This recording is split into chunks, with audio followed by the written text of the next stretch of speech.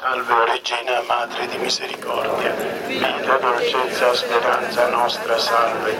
A te ricorriamo, a noi esuli, figli di Eva, a te sospiriamo, gemendo e piangendo in questa valle di lacrime. Orso dunque, avvocata nostra, rivolge a noi doppi tuoi misericordiosi, e mostraci dopo questo esilio Gesù, il frutto benedetto del tuo seno, o clemente